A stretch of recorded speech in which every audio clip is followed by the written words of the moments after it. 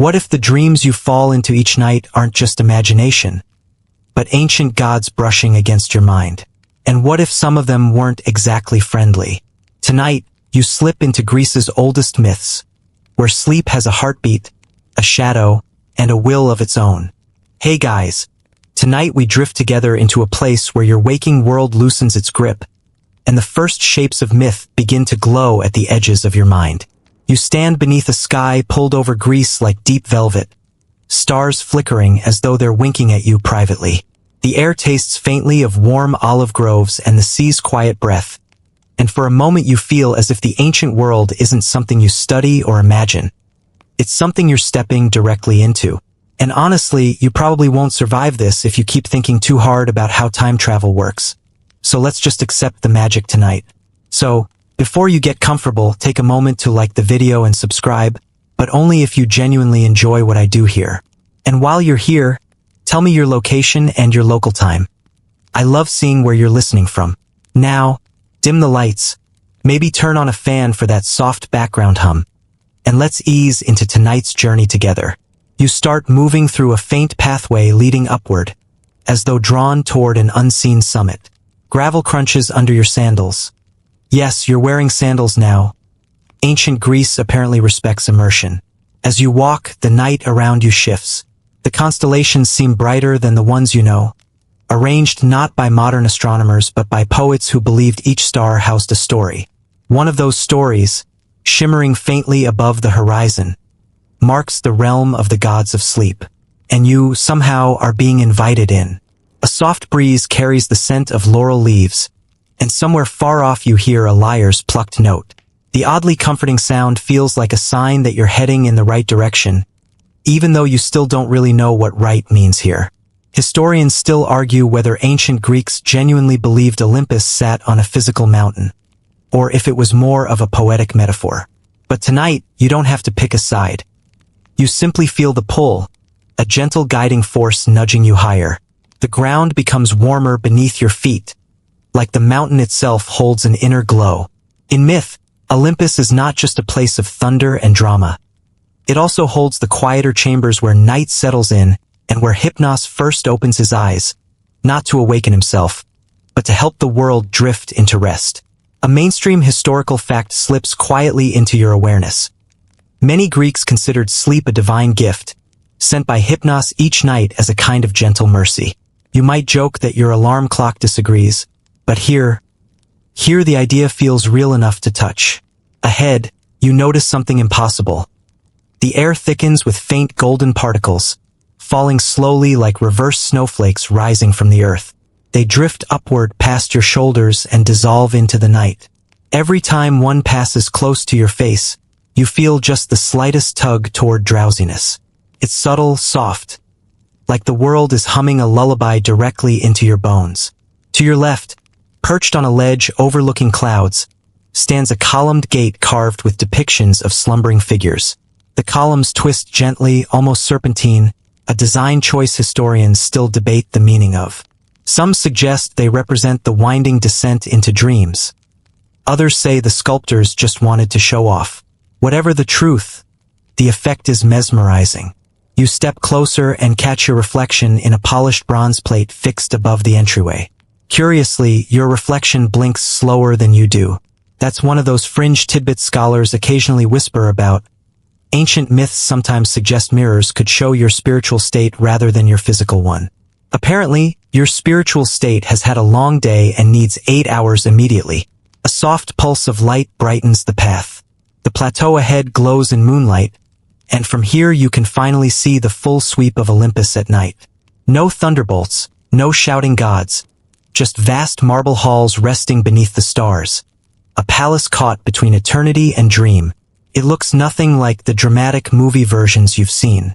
Here, everything feels carved not from stone but from breath, shadow, and hush. The air vibrates lightly, and you realize the mountain is alive. Not physically, but mythologically. You get the sense that every whisper of wind carries a centuries-old memory. You brush your hand along a smooth column and feel something like static, except gentler. For a moment, you swear the column thumps faintly, the slow heartbeat of a deity settling into rest. Or maybe that's your own pulse echoing back. Hard to tell when Olympus bends the rules. As you move deeper into the quiet court, you notice statues positioned along the walkway. Most depict figures reclining peacefully, some human, some ethereal. One statue of Hypnos catches your eye. He's shown with wings sprouting from his temples, a detail found in several ancient depictions. Wings symbolized his ability to drift anywhere, anytime, carrying sleep like a traveler carries a lantern. You lean closer and swear the stone feathers shift ever so slightly, as though responding to a breeze you can't feel. You continue, and your path slopes downward into a grove lit entirely by moonlight. Silver beams slide over the leaves, turning the whole forest floor into a shimmering mirror. Every step seems quieter, softer. The world is easing its pace, as though preparing itself for what's coming next. Your thoughts echo a little more slowly, each one spaced apart like stepping stones in a shallow stream. You catch yourself smiling at the absurdity of trying to stay fully awake while literally walking into the domain of sleep. One joke down, two to go. Far off, a gentle ripple of sound rises. Not music this time, but something like a sigh drawn across the entire mountainside. You pause. The grove pauses. Even the moonlight seems to hold its breath. You don't know how you know, but you suddenly feel certain. This is the moment the first sleep god senses you. Not in a frightening way, more like a caretaker peeking through a doorway to see if you're ready. The air cools against your skin. A thin veil of mist curls around your ankles, swirling lazily. It doesn't cling or climb. It simply accompanies you, like a guide. At the grove's center, you spot a narrow opening in the stone, almost hidden behind ivy. The light inside is soft, bluish, like the last glimmer in someone's eyes before they fall asleep. You're meant to go there, not forced, invited. And as you step toward it, Olympus shifts again, folding you gently into the realm where Hypnos waits by the river that leads to dreams. You slip through the narrow stone opening, expecting a cramped cavern, but the world beyond stretches wider than any earthly space should. The air changes instantly, cooler, thicker, carrying the faint mineral scent of underground rivers. Your footsteps echo softly, though you can't quite tell if the echo trails behind you or ahead of you. In Greek myth, sound has a habit of bending politely around gods, and here it seems you're already on their guest list. A pale blue glow rises from the walls themselves, as if the stone remembers moonlight and refuses to let it go. The deeper you walk, the more the light shifts into gentle pulses, like breathing. You catch yourself matching its rhythm, inhaling slowly, exhaling even slower. The cave is teaching you how to enter its world, one patient breath at a time. Historians still argue whether the cavern of Hypnos was meant to be a literal place described by poets or a symbolic journey inward, a representation of the human mind drifting into sleep. But tonight, your debate club is off duty.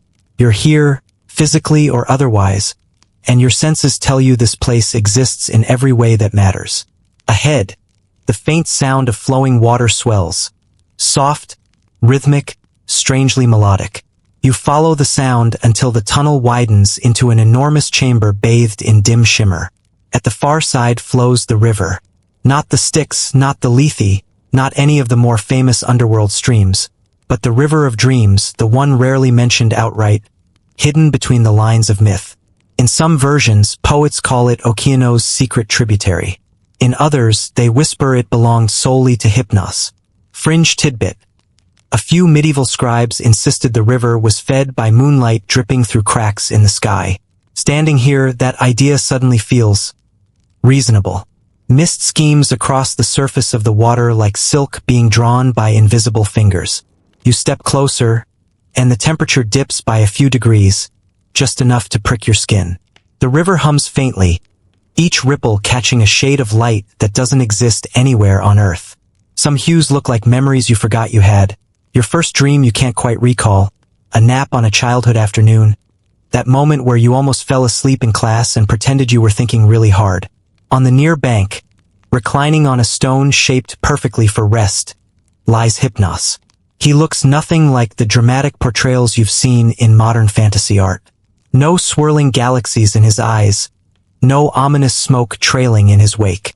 Instead, he appears almost human, young, calm, features softened by eternal drowsiness. The wings on his temples flutter gently, as though stirred by his own breathing. His hair drapes loosely over his shoulders, catching the bluish light and scattering it in a halo. He notices you without opening his eyes, which is exactly the type of thing a sleep god would do.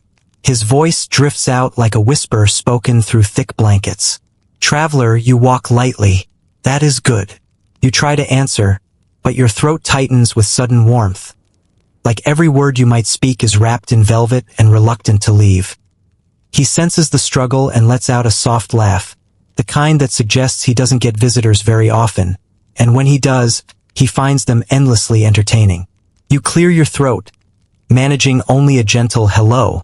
"Congratulations. You've greeted a primordial deity with the same enthusiasm you'd give a customer service representative. Joke 2 check." Hypnos shifts slightly, raising a hand toward the river.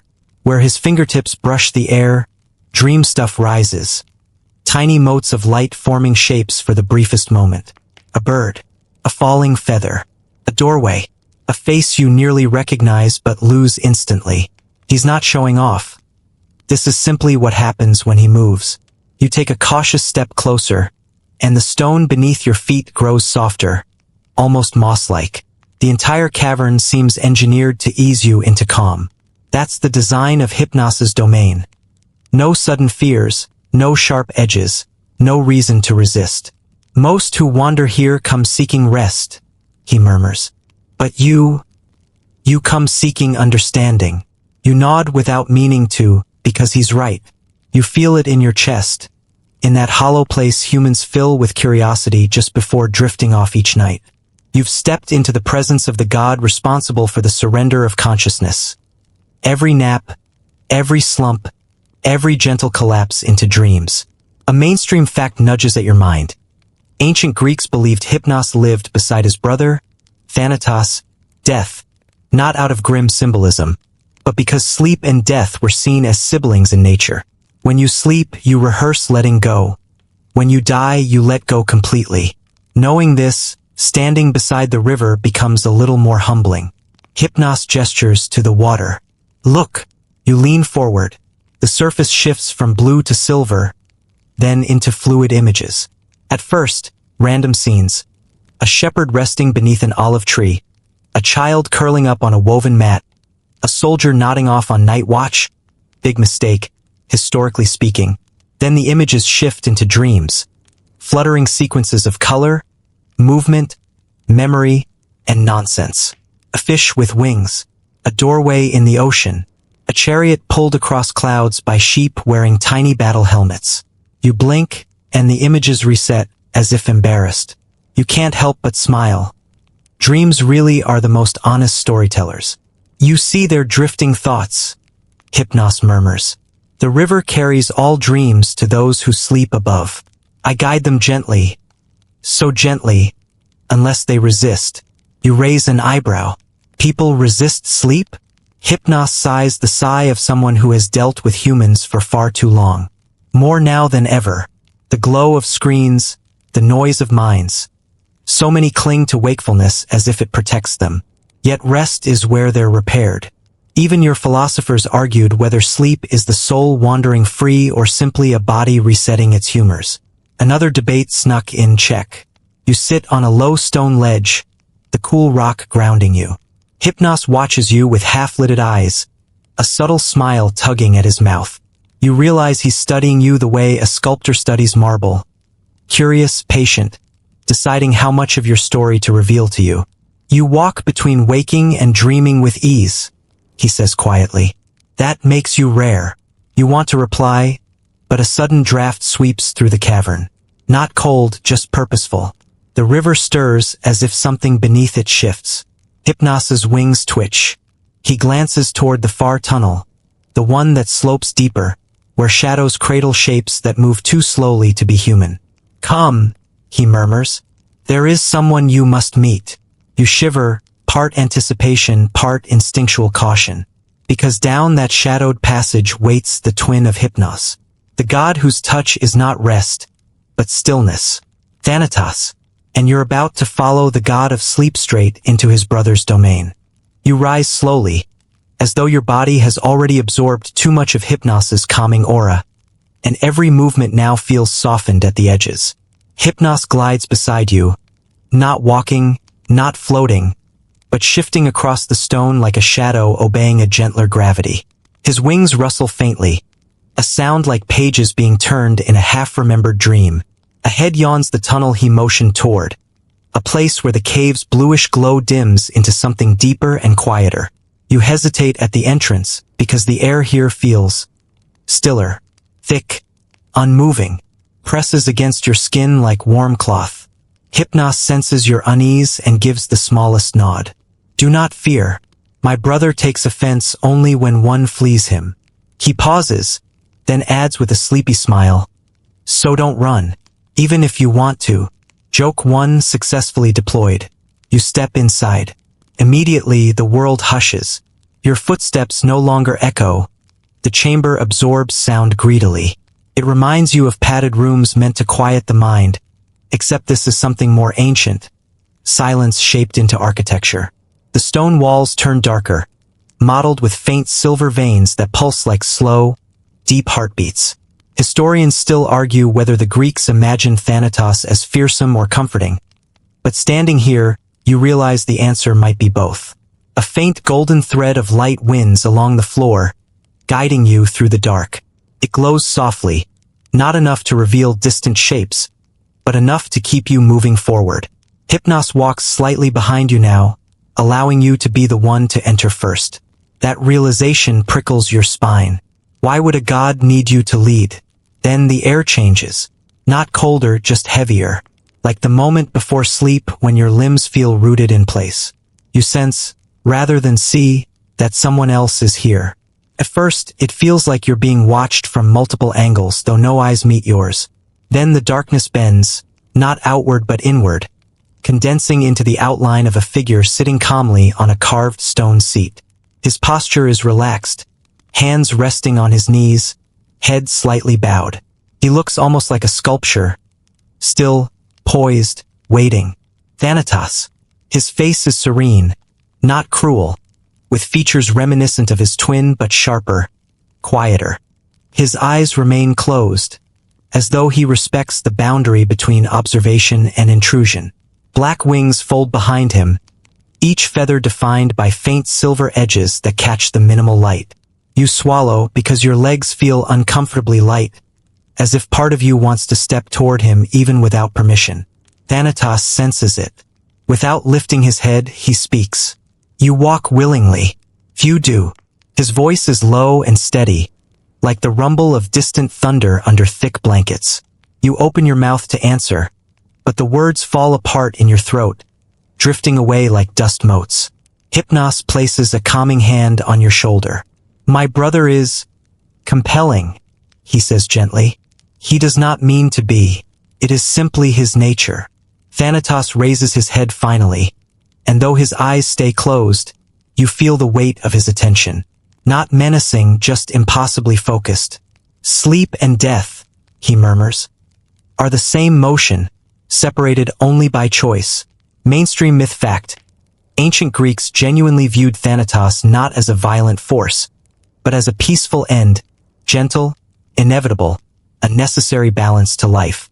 Poets even described him as a soft-hearted figure who carried the souls of the departed without malice. You understand why now. His presence isn't frightening.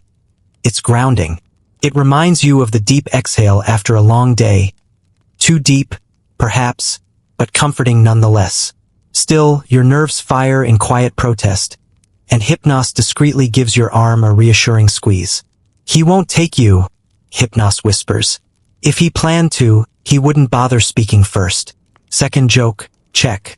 Even Thanatos's lips twitch a fraction. Slowly, Thanatos lifts a hand, and the golden thread of light at your feet winds upward, forming brief shimmering shapes above his palm. Not dreams, as Hypnos showed you, these are memories. They appear like faint echoes of lives lived. A young woman tying a ribbon in her hair, an old fisherman mending a net, a child releasing a clay toy into a stream. Each image lasts only a moment before fading. These are moments I've been entrusted with, Thanatos says. People meet me once. Their memories linger forever. He opens his palm wider, and you see a single glimmer floating above it. A moment he hasn't yet collected. Some lives, he continues, remain incomplete. Some paths wait to be chosen. There's a scholarly fringe tidbit buried in your mind. Certain Greek mystery cults taught that Thanatos did not claim souls alone. He safeguarded them until they reached the correct divine custodian. Seeing him handle memories like delicate relics, you realize how intimate his role truly is. Why show me this? You ask quietly. Thanatos tilts his head. Because you walk with curiosity, not fear. Most rush through life avoiding me. You came seeking truth. You almost protest you did not, in fact, intend to seek out death tonight, but then again, you also didn't intend to wear mythologically accurate sandals. So here you are. Thanatos stands. The motion is fluid, controlled, precise. Not a single feather stirs. Look toward the river, he says. You turn.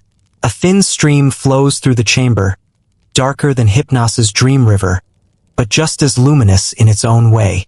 Instead of swirling colors and shifting images, this water holds reflections of calm horizons, moonlit fields, quiet seas, doorways leading outward.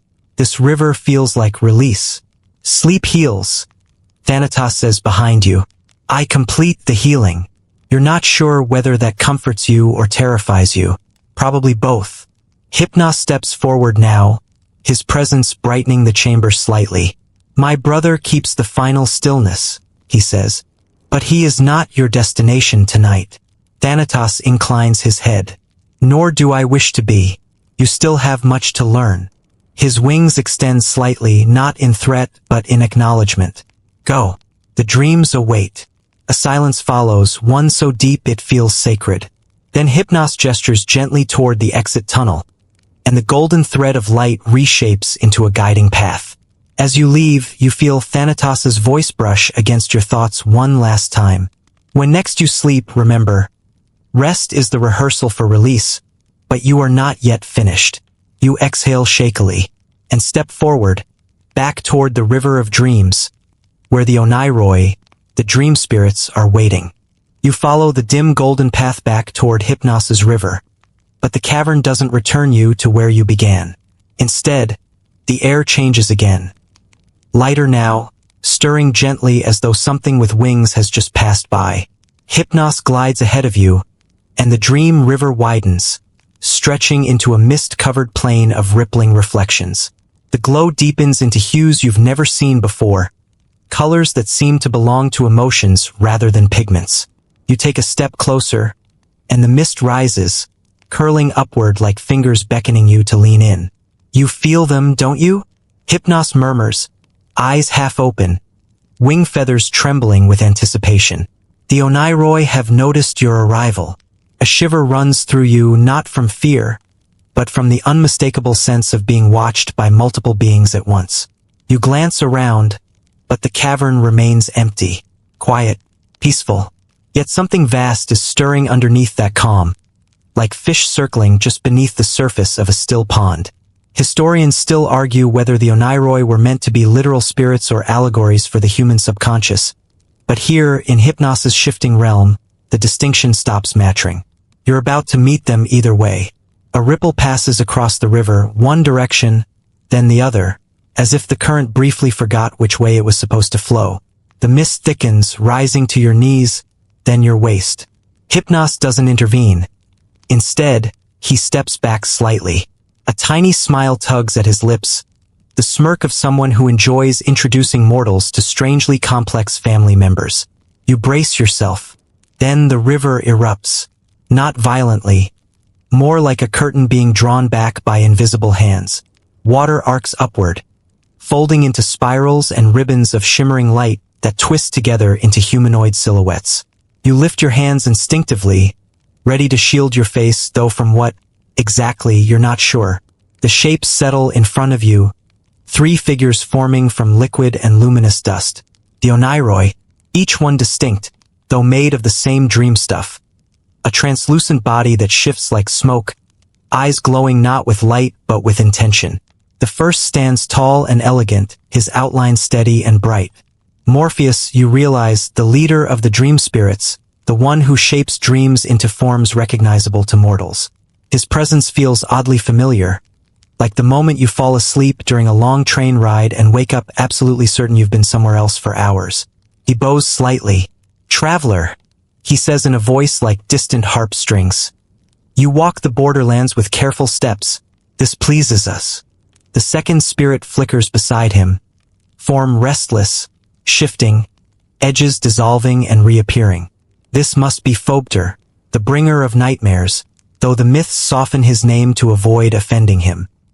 His eyes gleam with mischief, curiosity, and just the faintest hint of, "I absolutely will prank you if Hypnos looks away for 2 seconds." You instinctively keep an eye on him. The third, much quieter, stands slightly behind the others. His form wavers more gently, containing the shapes of animals, wings, paws, tails flickering in and out of the silhouette. This is Phantasos, the spirit who shapes dreams of the natural and surreal, visions that feel like drifting through landscapes carved from imagination itself. Morpheus steps forward. "You have seen the river that carries sleep to mortals," he says. "Now you will learn how dreams are given form." You nod, mostly because you're too fascinated to do anything else. Hypnos watches you from the background, arms folded, wings drooping lazily. He looks like a parent watching his child's first school play, except instead of children you have intangible entities who can rewrite your subconscious. The mist thickens around your ankles, pulling slightly, not unpleasantly, just insistently, as though the river wants to show you something. Morpheus lifts a hand, and water rises, forming a floating sphere between you. Inside it, scenes begin to swirl. First, a simple dream. A woman walking through a vineyard at dusk. Her expression soft, her pace unhurried. Grapevines curl above her like protective arms. Morpheus touches the image and it shifts, giving the woman the comfort she seeks that night. "Dreams are not random," he explains. "They are mosaics of memory, desire, fear, and our guidance. Mortals pretend they are chaos to avoid confronting their meaning." You wince in quiet agreement. Last time you had a dream about being chased by a giant rubber duck, you definitely blamed late-night snacks instead of emotional symbolism. Phobter drifts closer, his edges turning sharper, more angular. He taps the water sphere, and instantly the peaceful vineyard dissolves into a dark forest. Shadows stretch toward the dreamer. Twigs crack. A figure follows her just outside her line of sight. She dreams of trouble she cannot name. Phobter whispers, voice cool and serpentine. "I do not torment. I reveal." You manage not to take a full step back. Barely. But then Phantasos moves forward, touching the edge of the swirling dream. The forest melts into oceans, mountains, geometric shapes, drifting clouds, all merging seamlessly into one another, worlds without boundaries. "Sometimes," he says softly, "a dream is only a place to wander." His voice is soothing, reminiscent of wind sweeping across open plains. Hypnos leans in and murmurs. He's always like that, poetic to a fault. You hide a smile, joke too accomplished. A mainstream fact rises to mind. Many ancient Greeks believed dreams came through 2 gates, one of horn, for true dreams, and one of ivory, for deceptive ones. Morpheus nods when you mention it. "The gates still stand," he confirms. "But mortals rarely recognize their dreams' origins. They wake too quickly, hurry too much. Truth is missed in the rush toward morning." Phobter rolls his eyes dramatically at the mention of mortals rushing. "They leave dreams before I'm finished half the time," he grumbles. "Do you know how frustrating it is to compose the perfect nightmare and then—" He snaps his fingers. "Awake, just like that." His pout is both eerie and, somehow, hilarious. You gently stifle a laugh. That's your third joke's opening and say, "I promise not to wake up in the middle of your lecture." Phobter narrows his eyes, then smirks. Challenge accepted. The Oneiroi step aside, allowing you to approach the river again. This time, the images within it are not random. You see dreams floating past, tiny stories carried on currents. A sailor dreaming of home, a child dreaming of running through a field of enormous chickens. You sincerely hope Phantasos had nothing to do with that. An old man dreaming of reuniting with someone long gone. These are gifts, Morpheus says quietly. We shape them, but they belong to mortals. Dreams help them remember, forget, heal, and prepare. Then his tone shifts. But there are deeper dreams still. Dreams meant only for those who walk willingly between worlds. The water dims, turning darker, thicker.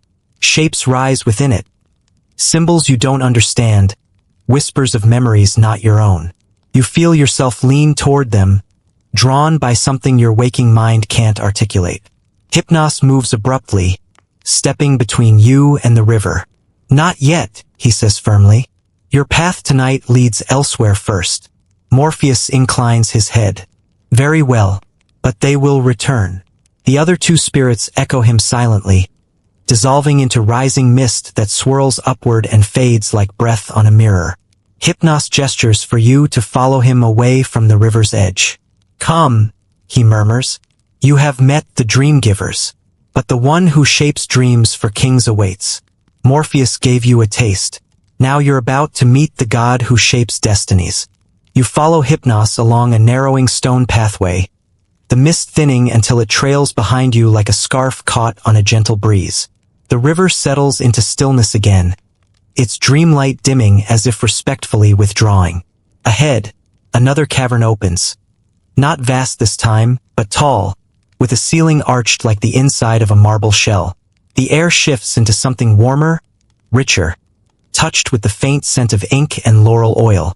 You notice immediately, this place feels deliberate, constructed, curated, as though someone with a meticulous, artistic mind carved dreams the way a sculptor carves marble. Prepare yourself, Hypnos murmurs beside you. My son is dramatic. You raise an eyebrow. More dramatic than Phobter? Hypnos sighs in a way only a parent of eccentric immortal children can. Phobter is messy drama. Morpheus is curated drama. Joke 1 gently landed.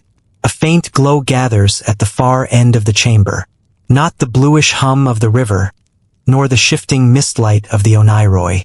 This glow is gold, pure, warm, almost metallic. It illuminates a series of suspended shapes drifting through the air. Fragments of faces, outlines of hands, hints of crowns, silhouettes of warriors and queens. Each fragment floats as if waiting for someone to assemble them into a coherent dream. And then he steps forward. Morpheus again, but not the shifting projection you met earlier. This is his true form, solid and defined, as though he wears physical shape when the art of dreaming requires precision. His hair is dark and swept back as if brushed by constant wind. His eyes glow with a soft, steady amber light, the glow of inspiration, not menace. Draped over him is a cloak woven from shifting scenes. A lion sleeping in a field, a king pacing in a torchlit palace, a sailor watching storms gather. His presence feels like standing in front of an easel just as a painter lifts their brush. Traveler, Morpheus says, bowing his head, welcome to the Hall of Forms. The name fits immediately. Everywhere you look, shapes float like half-sculpted ideas. A nose waiting for a face, a doorway waiting for a room, a wave waiting for a shoreline. It's like standing inside the mind of someone who asks, what would the world look like if I could rearrange it tonight? You step forward, and one of the golden fragments drifts toward you. When you touch it, warmth spreads across your fingers, and an image fills your mind. A queen sitting alone at her table, fingers tapping anxiously, hoping for a message. You gasp softly as the fragment dissolves and reforms behind Morpheus's shoulder. He watches you with a thoughtful smile. Dreams sent to rulers are crafted with care. Messages must be understood or misunderstood, exactly as the fates require. A mainstream historical fact slips perfectly into place. Ancient Greeks often believed dreams delivered to kings were divine omens, warnings, encouragements, or instructions from gods. The Iliad, tragedies, and royal chronicles repeatedly record leaders receiving nighttime visions that shaped real political events. And now you stand with the artisan responsible for crafting them. Morpheus gestures to a nearby floating cluster of fragments. They rearrange themselves rapidly, snapping together like puzzle pieces. The outline of a warrior emerges, draped in armor that flickers between bronze and shadow. This one, Morpheus explains, is intended for a general who doubts tomorrow's battle. The warrior dissolves again, replaced by a serene landscape. But sometimes reassurance comes not in images of victory, but in images of peace. Hypnos leans toward you and whispers. He likes to show off. Joke too, delivered with amused resignation. Morpheus hears it, of course. I do not show off, father. I educate. Fogder's laughter echoes faintly from somewhere in the cavern network. Proof that even when not present, nightmare spirits love mocking their siblings. Morpheus flicks his fingers, and suddenly an entire scene forms around you. Not touching you, not quite real, but near enough you feel the air shift. You stand inside a king's dream. Columns loom overhead, banners ripple, and a voice whispers from nowhere. Choose the road that leads east, not west. Then everything shimmers and falls away like dust. That dream changed the outcome of a war, Morpheus says softly. Had the king gone west, his army would have fallen within days.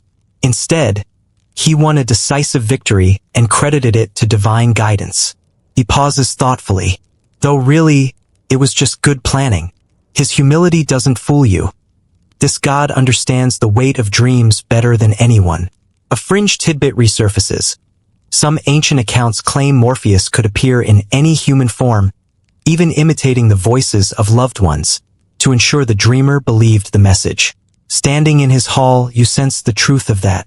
The fragments drifting around him aren't simply shapes, they are possibilities.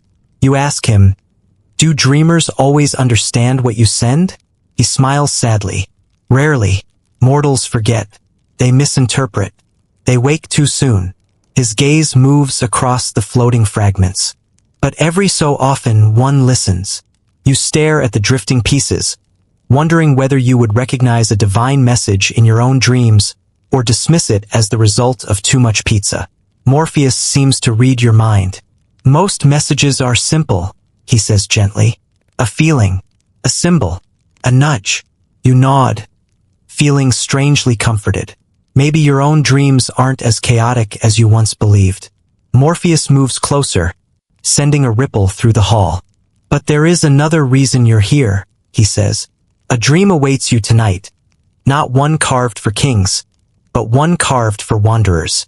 Before you can ask what that means, the golden fragments begin spinning faster, swirling around you like glowing leaves caught in a rising breeze. The air warms. The floor hums beneath your feet. Morpheus lifts both hands, and a new form takes shape in front of you. A doorway made of shifting symbols. Some Greek, some unrecognizable. Some that feel like they were pulled from the soft underside of your own mind. Hypnos watches with a gentle but serious expression. This is the entrance into guided dreaming. Very few living souls cross this threshold consciously. A chill crawls up your spine. Not fear, but awe. Morpheus steps aside, granting you access. On the other side lies a dream crafted only for you, he says. Step through, and you will travel deeper into myth and into yourself. The doorway flickers, stabilizing into shimmering gold. You take a breath. Hypnos nods. Morpheus waits, and you step forward, into your first guided mythic dream.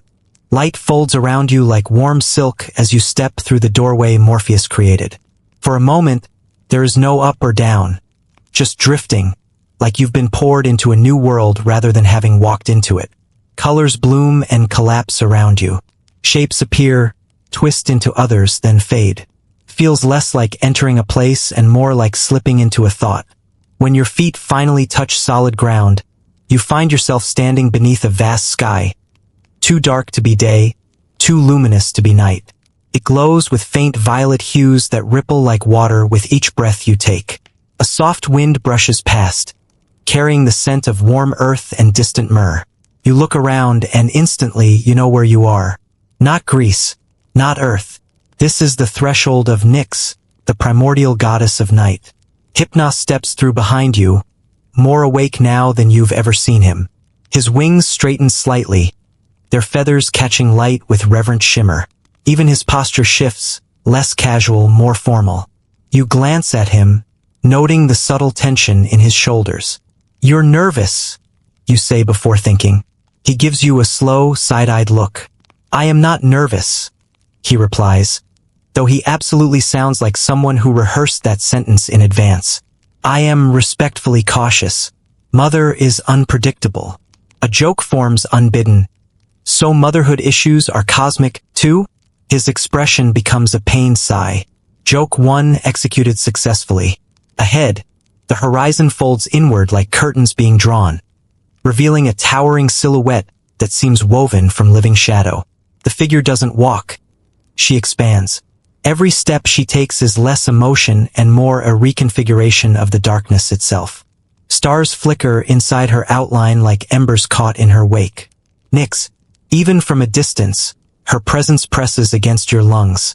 Not painfully, but with a sense of cosmic weight.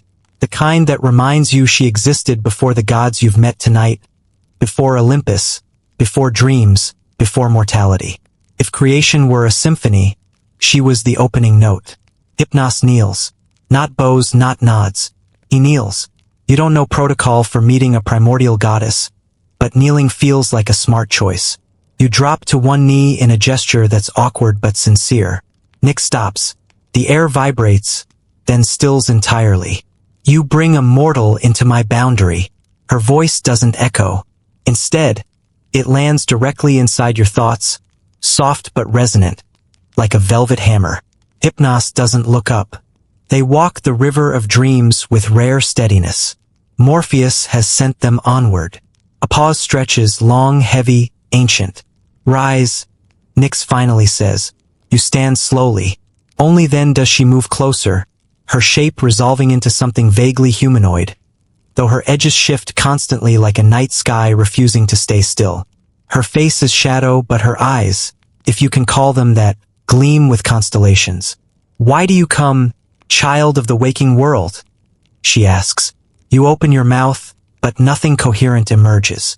A breeze shaped like laughter curls through the darkness. Nyx studies you, and you feel laid bare.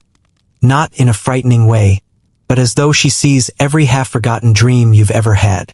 "Your heart holds curiosity," she says, "but also restlessness." You half whisper, "Is that bad?" "Restlessness is the first spark of seekers," she replies, "and curiosity, the first step toward understanding." A mainstream historical fact bubbles up. Ancient Greeks considered Nyx so powerful and so feared that even Zeus avoided provoking her. She was one of the few beings he respected absolutely. Standing before her, you understand why. She isn't threatening. She simply is, and everything else is smaller. Nyx lifts a hand slightly, and shadows rise like smoke, forming images around you. Ancient depictions of her carved on pottery, described in Orphic hymns, whispered by poets. Each image melts into the next until one finally stabilizes. A vast cosmic egg from which she emerges, cradling both sleep and death within her. "This is how the mortals remembered me," she says. Fragments, symbols, echoes. Then her tone softens. "But you will see more." The world around you shifts. Darkness slides across the sky but does not swallow it. Rather, it reveals glowing strands threaded through the air like luminous roots. You reach out instinctively, and one strand brushes your fingertips. Feels warm, humming faintly with stories. Night, Nyx explains, is not emptiness. It is the realm of what has not yet taken form. Another strand spirals toward you and touches your palm. Suddenly, you see flashes. Ancient travelers studying stars to guide their ships. Poets finding words only after sunset. Shepherds whispering prayers to the night to protect their flocks. When the image fades, the strand drifts away like a satisfied firefly. Hypnos straightens now, his posture more relaxed. He moves closer, standing beside you with a kind of familial pride. Mother shapes the canvas, he says softly. I paint the first layer. My children add detail. Nyx extends her hand toward the shimmering sky. Stars scatter themselves in new patterns, forming shapes that resemble winged figures, branching rivers, sleeping giants curled beneath mountains. The constellations shift again, forming symbols you've never seen in any star map. These are the dreams of creation, she says, the unfinished thoughts of the universe. Even now, they drift through mortal sleep, waiting to be understood. Behind you, Hypnos murmurs. Mortals rarely notice. They wake too quickly. You turn back to Nyx. Why show this to me? Her luminous eyes narrow, considering you. Because you walk without fear, she says. And because you ask questions that stir the edge of myth. She steps closer, only a fraction, but enough that your heartbeat feels swallowed by the vastness around her. Then she lifts one fingertip, tapping it lightly against your forehead. The sensation isn't electric.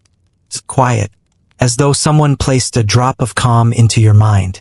You exhale without realizing you've been holding your breath. Nyx withdraws her hand. Your journey is far from complete, she murmurs. But now you carry a fragment of night within you. It will open paths others cannot see. A fringe scholarly debate drifts into your thoughts. Some mystics claimed the night itself held prophetic power, that certain souls could glimpse truth only when darkness settled fully. Nyx's presence makes the idea feel suddenly less like metaphor and more like simple reality. She turns away, her form dissolving into soft shadow. But before she disappears completely, she adds, Go with Hypnos. The next path leads not deeper into night, but into the firelight of those who shaped hope. You blink. Firelight? You ask. Hypnos smiles. She means Prometheus, another primordial story, another corner of the ancient world where myths and dreams collide. Nyx fades entirely, leaving behind a sky that slowly settles into its earlier, impossible glow. Hypnos motions for you to follow him down a descending path lit by drifting sparks. Tiny embers of starlight shed from Nyx herself. Come, he says, wings fluttering softly. We are leaving the realm of night and stepping into the realm of defiance. You swallow, because Prometheus, the sleepless titan, is waiting. The path leading away from Nyx's realm glows faintly under your feet, each step igniting tiny sparks that float upward before dissolving like fireflies. The sky shifts again, losing its cosmic violet and settling into a softer, more earthly darkness. You feel lighter here, less like you're drifting through myth and more like you're walking into a story that has been told around fires for thousands of years. Hypnos walks ahead of you, wings tucked neatly against his back. He moves with surprising alertness now, the lazy haze he carried in earlier chambers replaced with something sharper. You get the feeling that even the god of sleep grows solemn when approaching someone who never rests. Prometheus is complicated, Hypnos warns gently. Is that the official divine summary? You ask. Hypnos sighs. It is the polite summary. The full version would require wine, a long night, and several disclaimers. Joke 1, delivered with mythological honesty. The path widens into a plateau of dark, jagged stone. You inhale, noticing the air warming with each step. A faint metallic scent hits your nose. Iron, ash, the tang of something ancient and smoldering. This is no peaceful realm like Hypnos's cavern or Nyx's cosmic boundary. This place feels raw, alive with tension. Below the plateau, firelight flickers. Not bright flames, just the steady pulse of embers, glowing like the heartbeat of the earth. You hear faint clinks, the scrape of metal against rock, the low rumble of distant chains. It's the sound of work, endless work. As you descend along a narrow ledge, the source of the glow becomes clear. Prometheus. He stands beside a massive boulder, hammering at what looks like a half-finished sculpture, though the sculpture doesn't resemble anything human or divine. More like an idea being forged into shape. Sparks burst with every blow, scattering in arcs that briefly illuminate his massive form. Prometheus is nothing like the sleek gods of Olympus. His shoulders are wide, scarred from centuries of punishment. His forearms ripple with strength born not from pride, but from endurance. His eyes glow like molten metal, and each exhale sends faint smoke curling into the air. Even chained, as mythology famously claims, he carries himself with the dignity of a titan who still believes the world can be improved. You notice the shackle around his ankle, a relic of his torment, though no eagle circles above him now. The punishment has changed but not vanished. He bears it quietly, as if defiance itself gives him strength. Prometheus pauses, sensing your presence. He turns his head, and smoke drifts from his hair like embers shaken loose from a torch. "A mortal," he says, voice low but warm. "It has been some time since one wandered here willingly." Hypnos steps beside you. "They seek understanding," he explains. Prometheus eyes you with interest, not suspicion, but curiosity sharpened by centuries. "Understanding," he repeats softly. "A heavy burden, yet a worthy one." You step closer carefully, feeling heat radiating from the titan. Not painful, just intense, like standing near a forge. "Is this your workshop?" you ask. Prometheus chuckles, the sound deep and resonant. "Calling it a workshop is generous. It is a compromise." He gestures broadly. "Zeus prefers I remain occupied but contained, so I create ideas instead of chaos." You blink. "Ideas?" He lifts the strange sculpture, if you can even call it that. Now that you're closer, it resembles the shape of a spark frozen in metal. "Dreams come from Hypnos," Prometheus says. "But inspiration, fire of the mind, comes from sacrifice. Mine, usually." A mainstream fact rises in your thoughts. In Greek myth, Prometheus stole fire from the gods and gave it to humanity, enabling civilization itself. Standing here, you realize that fire was never only literal. It was also creativity, rebellion, curiosity, the things that make mortals question, improve, invent. Prometheus sets the sculpture aside. "Humans sleep," he says, "and in sleep, they drift through dreams. But when they wake, they need something else. Something to drive them forward." He touches his chest, where a faint glow pulses beneath the skin. "That spark, that is what I gave them, and what I continue to give, though Zeus would prefer otherwise." A fringe tidbit flickers in your memory. Some ancient poets believed Prometheus stayed awake eternally as part of his punishment. No rest, no dreams, no relief. Seeing him now, eyes burning, body tense, you understand how that could be true. Hypnos confirms quietly, "My brother Thanatos visits him when needed, but I cannot." You frown. "You can't put him to sleep?" Prometheus answers for him. "Sleep is mercy," he says. "I forfeited that when I chose humanity." The statement hits harder than expected, settling like a hot stone in your chest. You watch as Prometheus lifts a piece of raw metal from a pit of embers. He holds it in his bare hand, shaping it with slow, deliberate movements. The metal bends like softened clay, forming intricate spirals. "What are you making now?" you ask. "A dream seed," he says. "Hypnos gives dreams, but I give them purpose. When mortals awaken with an idea that feels strangely powerful, something they feel compelled to create, that is my doing." He glances at you. "Have you ever woken with a sudden certainty? A plan? A solution?" You nod slowly. "That was me," he says simply. You're struck by a sudden realization. The sleepless titan doesn't just suffer. He works, constantly, relentlessly, not to serve Olympus but to serve you, humanity. Hypnos interrupts your thoughts. Mother told them this path would lead to firelight. She meant Prometheus's light. Prometheus smiles faintly. Nyx is wiser than all of us. She knows that mortals must see both sides of existence, the dark that comforts and the spark that awakens. He offers you the newly shaped dream seed. It looks like a small bronze flame, warm to the touch. Take it, he says. Place it within your mind. It will not burn. It will illuminate. You hesitate. Is this allowed? Prometheus laughs again. If Zeus were consulted every time a rule was bent, nothing would ever change. Hypnos mutters, That is, unfortunately true. Joke 2, tag-teamed by gods. You lift the seed, holding it against your forehead. Instead of pain, you feel a sudden clarity, like a fog lifting from your thoughts. Memories sharpen. Ideas flicker. Something inside you stirs. Bright, determined, alive. Prometheus nods approvingly. Now you carry both dream and fire. A rare combination. The plateau trembles slightly, not from danger but from shifting mythic alignment. Hypnos places a hand on your shoulder. It is time. Your path now leads toward healing, not creation. You look back at Prometheus. He returns to his forge, lifting his hammer, chains clinking softly. Go, he says, and remember, rest is essential, but so is waking with purpose. You descend the rocky slope with Hypnos. Behind you, sparks rise into the sky, tiny stars born from resilience. Ahead, a warm glow spreads across the horizon.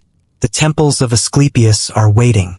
The path from Prometheus's emberlit plateau cools gradually beneath your feet, trading heat for a gentle warmth that radiates upward like the lingering touch of a healing hand.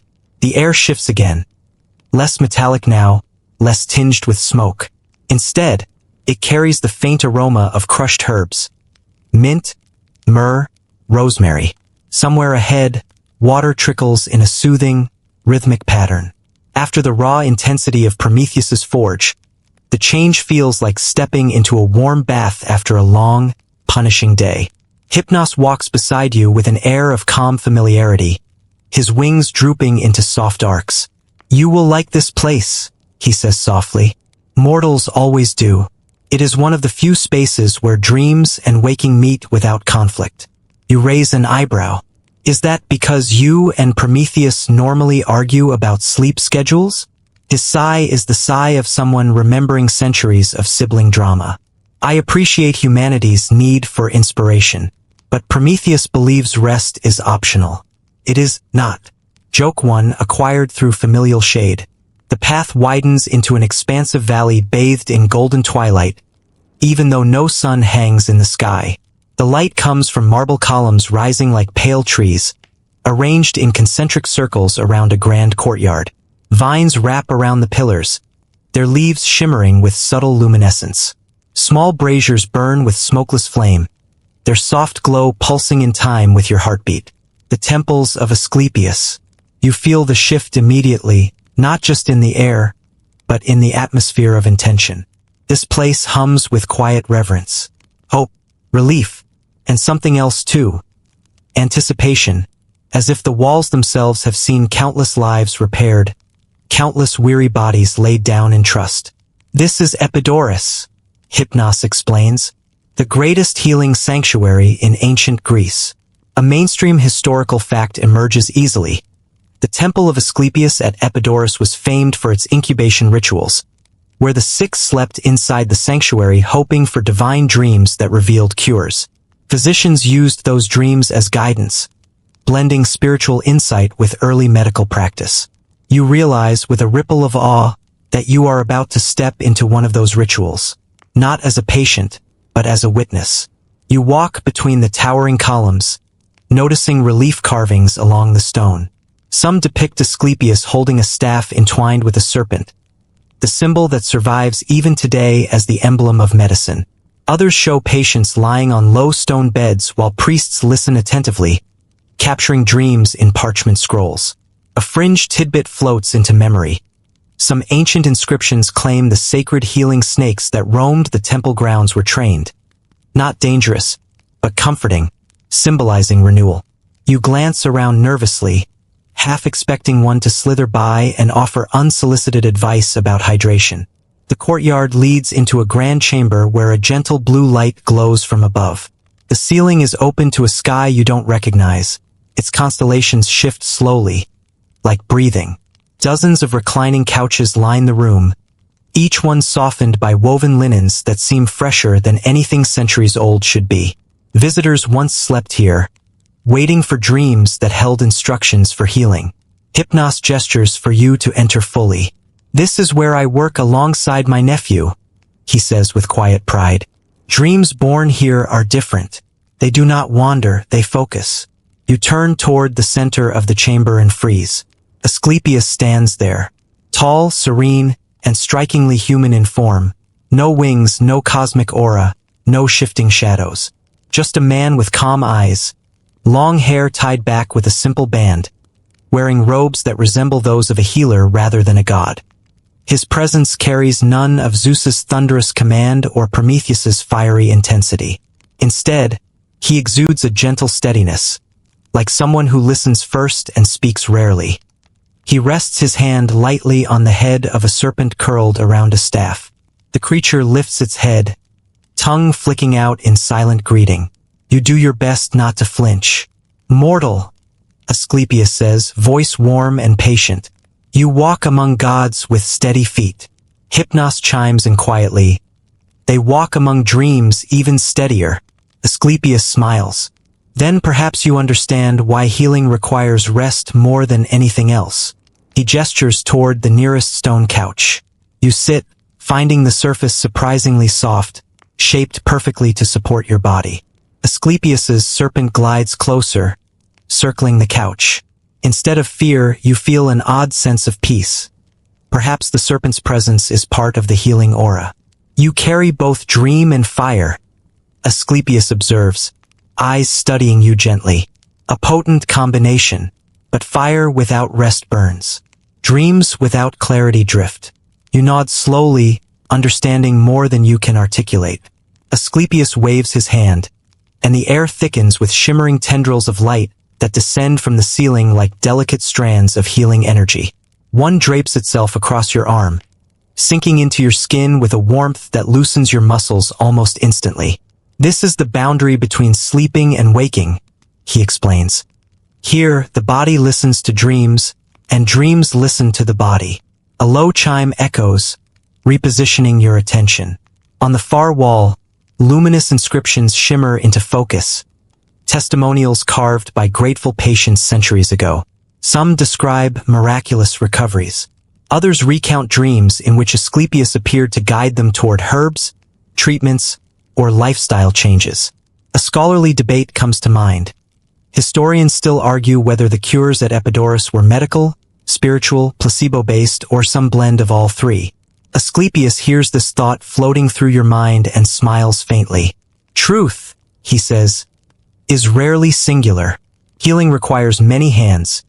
Dreams, herbs, rest, belief, and willingness. Then he raises his free hand, and the chamber darkens subtly. Only the glow of the sky above remains, casting soft shadows like drifting veils.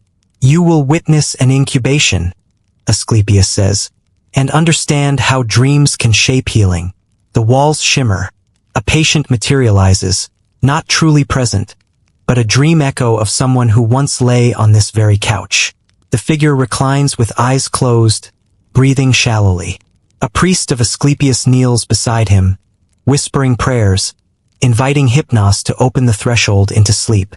Hypnos steps forward, gently brushing the air above the dream patient's forehead. The figure exhales deeply, slipping into a dream. Suddenly, you see what he dreams. A serpent guides him toward a spring of clear water.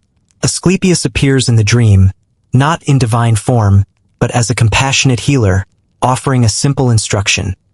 Drink from the spring 3 mornings in a row. When the dream dissolves, the patient awakens refreshed. You watch entranced. Asclepius turns to you. Healing is not magic.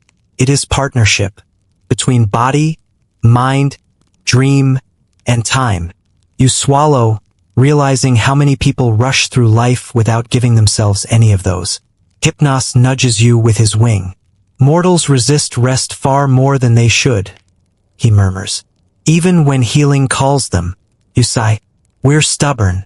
Asclepius chuckles softly. Stubbornness is simply strength wearing a different mask. Joke 2, patiently delivered through divine bedside manner. The serpent slides toward you again, tapping your hand gently with its nose. A fringe shiver runs up your arm, but it feels like a reminder. Not frightening, but centering. Asclepius studies you one last time. You carry wounds not of the body, but of pace, he says. Slow yourself. The path ahead requires your mind clear and your heart steady. He lifts his staff lightly.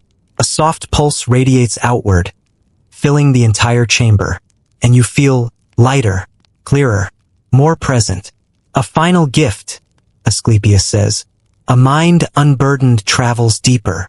Hypnos motions to the exit archway, now glowing with warm, honey-colored light. Come, he says kindly. You've learned how dreams heal individuals.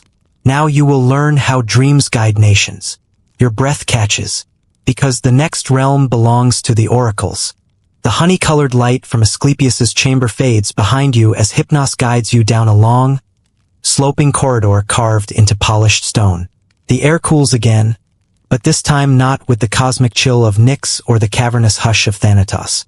This coolness feels grounding, rooted in earth, in ritual, in centuries of whispered decisions that shaped entire cities.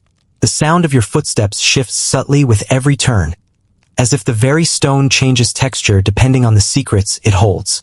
The oracles, Hypnos says softly, walk between waking and dreaming more delicately than even my children do. You blink. More delicately than the Oneiroi? He nods. A dream god may nudge destiny with symbols, but an oracle must interpret those symbols with a mortal mind. That is far harder. You can't help but smile. So oracles were basically the ancient world's overloaded customer support agents. Hypnos lets out a tired chuckle. A surprisingly accurate comparison. Joke 1, landed with divine approval. As the corridor widens, you notice faint inscriptions along the walls. Lines of ancient Greek carved so delicately they shimmer like threads of moonlit water. Some recount successful prophecies. Others describe rituals. A few bear warnings to those unprepared for what they might hear. A mainstream historical fact rises naturally. The oracle at Delphi wasn't merely a single woman but a lineage of priestesses called the Pythia, each of whom served as the voice of Apollo, delivering prophecies and trances often induced by gases rising through fissures in the earth. Here, though, you sense you're approaching something older, deeper, and more universal than any single sanctuary. Hypnos places a hand against the stone wall. Listen. At first you hear nothing. Then, faintly, like a hum beneath your heartbeat, you sense whispers. Hundreds, maybe thousands. Soft murmurs rising and falling, blending into a single wavering chorus. They are not frantic. They are not fearful. They are simply waiting to be spoken. The dreams of nations, Hypnos says, sit heavier than the dreams of individuals. The corridor opens into a circular chamber far larger than you expected. Torches burn along the perimeter, their flames steady and smokeless. The floor is covered in sand, imprinted with swirling patterns that shift subtly as you watch. At the center lies a stone seat carved so reverently it looks polished by centuries of trembling hands. A figure stands beside it, a woman in long, flowing robes of deep blue, her hair bound with simple linen. She doesn't look divine. She looks human, tired, steady, radiant. But her eyes, oh, her eyes, gleam with a soft, shimmering silver that pulses in time with those whispers you heard in the walls. Hypnos bows his head in greeting. Pythia, she turns toward you, and you feel something ripple across your skin, like the air is recognizing your presence. A wanderer, she murmurs, voice distant yet warm. One who walks the dream rivers with open eyes. You swallow, unsure whether to speak, kneel, or simply stop breathing altogether. She smiles gently. Do not fear. I am not a goddess.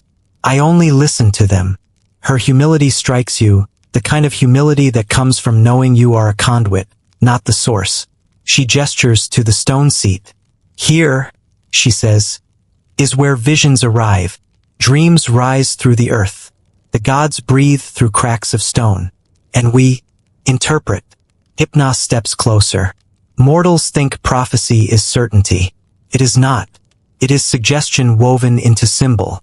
A map, not a command. The Pythia nods. Most came asking for answers. Few came asking for understanding. She moves toward one of the torches. The flame shifts from gold to blue as she extends her hand above it. The chamber falls silent. Even the whispers hush. You feel your pulse slow, your breaths deepen.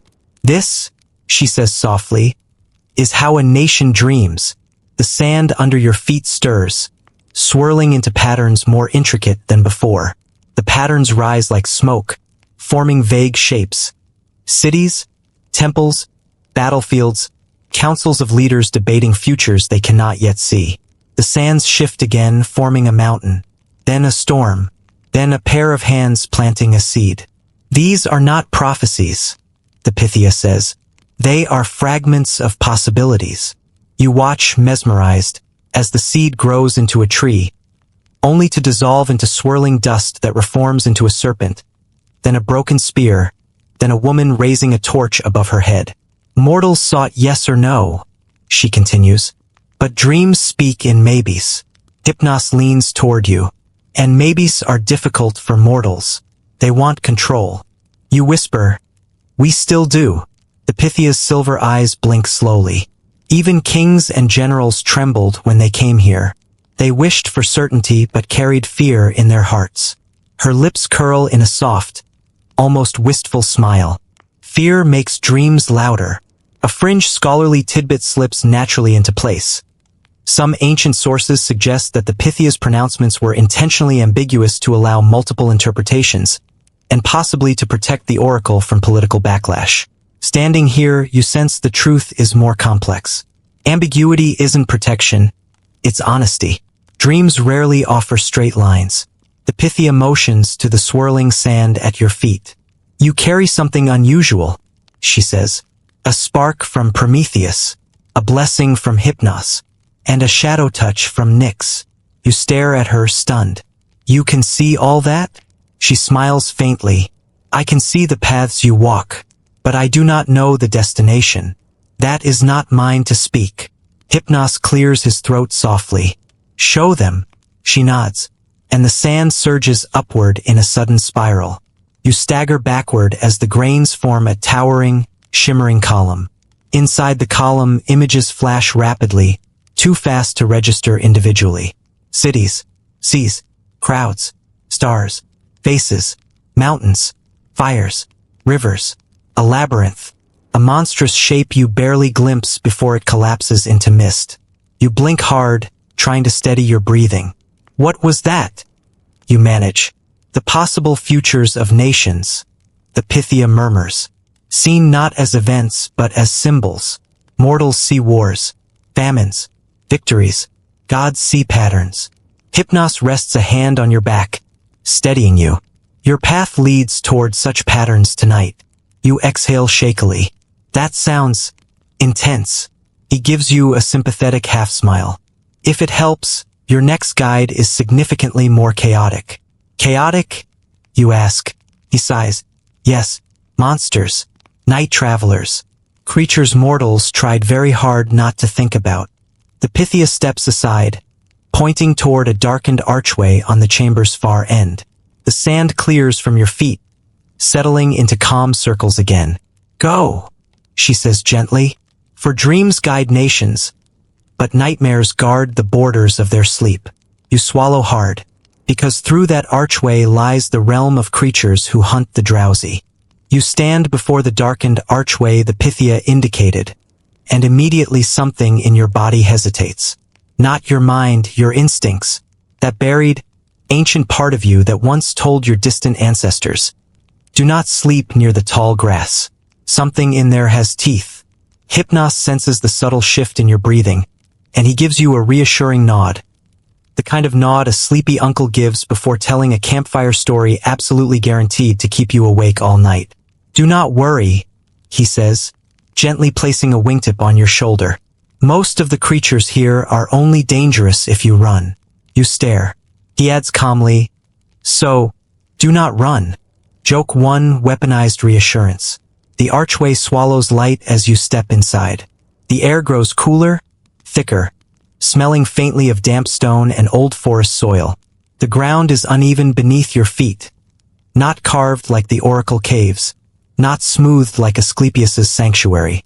This is wild ground, untamed, a place where mortals once whispered stories around hearths because naming the darkness made it seem slightly less eager to crawl under their blankets. The corridor widens into a shadowed glen illuminated by scattered embers floating like fireflies. Trees rise at impossible angles, twisting like silhouettes painted by someone who's only ever heard of trees from a nervous storyteller. The leaves are black with silver undersides, shimmering whenever breath moves through them. This, Hypnos says softly, is the borderland between dreams and instinct. Nightmares are not born here, but they pass through, like wolves moving along a familiar trail. You swallow, hard. A distant rustle echoes through the glen. A shape shifts between the trees, large, low to the ground, its presence only hinted at by glowing amber eyes. The creature doesn't emerge, merely watches. Waiting, Hypnos raises a hand. That is the Mormalaikeia, he murmurs. In mortal tales, she steals children from their beds. In truth, she watches over places where fear gathers. She feeds on excess. The more one panics, the more she grows. So she's basically fear's biggest fan club? You whisper. Hypnos sighs. If you wish to trivialize millennia of myth, then yes. Joke 2, encouraged by divine resignation. The creature's eyes blink once, then fade as the form melts back into the trees. Not threatening, simply observing. Only as frightening as you allow it to be. Hypnos leads you deeper into the glen. As you walk, more shapes stir. A tall shadow pacing along a ridge, its limbs too long, its movements fluid and silent. A hunched figure crouched atop a stone, feathers shivering along its back. Something swimming just beneath the surface of a shallow, moonlit pool, though no ripples betray movement. You are seeing the dream hunters, Hypnos explains. Creatures born not of evil, but of reaction. They emerge when mortal minds carry too much fear into sleep. He gestures toward the ridge where the tall shadow lingers. That one is a Carice, though only a whisper of her true form. She represents impending doom, illness, battle, misfortune. Mortals dreamed of her when anxieties gnawed at their hearts. A mainstream historical fact anchors you. In Greek literature, the Carice were often described as death spirits haunting battlefields, drawn to the wounded. But earlier folk tales painted them more as shapeless omens, symbols not monsters. Whether literal or metaphorical, historians still argue where the line was drawn. A low growl vibrates behind you. You don't move. Hypnos murmurs. Good. You are learning. Slowly you turn your head. A creature crouches a few feet away. Its body resembles a wolf, but its fur shimmers like shifting shadow. Its eyes are red, not glowing aggressively, but alert, like coals fanned by a steady breeze. The Lictos hound, Hypnos says, a guardian spirit. Mortals feared it, yet it hunted nightmares more than dreamers. When a sleeper tossed and turned, when their heartbeat raced, the hound appeared to chase away the terrors. You blink. So, an ancient Greek emotional support animal? Hypnos considers this. In an extremely dramatic, occasionally tooth-filled sense, yes. The hound tilts its head at you, emits a faint huff, then trots off. Not hostile, simply efficient. As you walk farther, the glen begins to shift. The trees curl inward, forming arching canopies above you. The embers grow brighter, casting dancing shadows across mossy stones. You feel your chest tighten. Not in panic, but in anticipation. Something bigger stirs ahead. Something central to the myths of night and fear. The path opens into a clearing. At its center rises a massive stone altar cracked down the middle, as though split by an earthquake or a god's displeasure. Around it, 12 stone columns curve inward like fingers. The air vibrates with tension. Hypnos's wings flutter slightly. This is where nightmares sharpen themselves, he says. Where instinct becomes image. You shiver. And we're standing here because you must understand that fear is a teacher. The shadows within the clearing begin to gather. Not creatures, not yet. Just movement. Shapes forming where no shape existed before. The air hums with the deep frequency of something deciding what form to take. Nightmares, Hypnos continues, are not punishments. They are messages. Skepticism flickers across your face, and he gives you a sympathetic look. Mortals rarely appreciate the lesson, he admits. One shadow pulls upward, forming a humanoid figure with too many joints. Another widens into a creature with massive wings. A third melts into a crawling mass that shifts direction unpredictably. These, Hypnos says, are the forms nightmares take when mortals resist the truths their minds attempt to show them. You inhale sharply. So nightmares aren't random horror shows? They are warnings, Hypnos says. Signals. Pressure valves. If fear has no voice, it grows teeth. A shape suddenly lunges from the edge of the clearing. You stumble back, until you realize the creature passes through you harmlessly like fog. It's not here to attack. It's here to demonstrate. The shadow dissolves, folding back into mist. Hypnos gives you a proud look. You did not flee. Good. Nightmares respect steadiness. That's flattering, you mutter, but also concerning. Joke 3, adrenaline assisted. He motions toward the cracked altar. Touch it, he says. You hesitate, then step forward. Your palm meets the cold stone. Images erupt behind your eyes. A child hiding under blankets from a faceless figure. A sailor dreaming of waves swallowing his ship. A mother seeing her home in flames. A warrior dreaming of his own defeated reflection. But woven through all of them is something else. A thread of truth beneath the fear. The faceless figure hides grief. The waves represent uncertainty. The fire symbolizes change. The reflection symbolizes doubt. You pull your hand away, chest heaving. Hypnos nods. Nightmares chase the drowsy not to devour them, but to force them awake. To prepare them. The clearing falls silent. Even the embers pause mid-flicker. Come, Hypnos says softly. You have seen how nightmares guard the mind. Now you will see how heroes interpret them. You turn toward the exit path leading deeper into the glen. Because beyond this realm of shadows lies the domain of those who must face both dreams and nightmares before battle. The heroes who wrestle with fate. The path out of the nightmare glen narrows into a winding trail carved through stone that feels warmer with every step. The embers behind you fade, swallowed by the soft glow of torches mounted at regular intervals along the corridor. The shift in atmosphere is immediate, less eerie, less haunted. Still tense, yes, but in a different way. This tension does not come from fear. It comes from anticipation, decision, destiny. Hypnos walks with renewed quiet purpose, his wings brushing the walls now and then, shedding faint sparks of sleep light that drift downward like lazy snowflakes. You are entering a place mortals know well, he says, though they rarely admit it. You raise an eyebrow. A place where heroes hang out before their dramatic music starts playing? Hypnos sighs. Mortals and their obsession with background scores. Joke 1 playfully scored. The corridor widens until it spills into a massive chamber that looks halfway between a cave and a war room. Tall braziers line the walls, casting shifting gold across maps etched into stone floors. Shields lean against carved benches. Spears rest in racks. And everywhere, lie etched symbols, scratched hastily as if by restless hands seeking answers. But the strangest part? Though no warriors stand here now, you feel their presence.